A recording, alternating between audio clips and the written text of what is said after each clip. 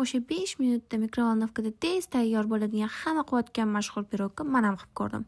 8 osh qoshiq unni yaxshilab elab, 2 osh qoshiq kakao solib, uni ham elab, ketidan 1 choy qoshiq vanilin, 1 choy qoshiq razrihlitel solib, ularni ham elab oldim. Quyulmasiga 2 tuxum solib, 8 osh qoshiq shakar, 8 osh qoshiq o'simlik yog'ini solib, 6 osh qoshiq qatuv solib, yaxshilab bir xil massa bo'lguncha aralashtirdim. Ko'rib turganinglardek bir xil massa bo'lgandan keyin tog'orachani shunaqa bitta urib olib 5 minutga mikrovolnovkaga qo'yib qo'ydim. Ustiga kremim yo'llik uchun o'zimdan improvizatsiya qilib uyda qolib ketgan. Ozgina sug'ushonkaga 1 choy qoshiq kakao solib, ozgina sut solib, yaxshilab aralashtirib oldim.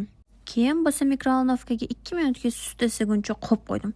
Ungacha 5 minut emas 10 minut turgan pirogimni pishdimi yo'qmi tekshirib ko'raman. Pishganiga xursand bo'lib ketib, hozir yevaraman deb yugurib borib laganni olib issiqligicha aylantirmoqchi bo'ldim. Urib nimaga tushmayapti ekan deb mana shunda xato qilganimni tushunib qoldim. Ammo ayli bir gap bo'lar deb bitta ochsam qaranglar nima bo'pti. Ishmagani yetmagani bo'linib ketishiga nima bor deylar. Sizlarga chiroyli ko'rsatdik deb amallab qo'lim bilan yopib qo'ydim to'g'rilab. Keyin ustiga isigan glazurimni sovaldim. Amallab tog'orachani o'zida kesdim.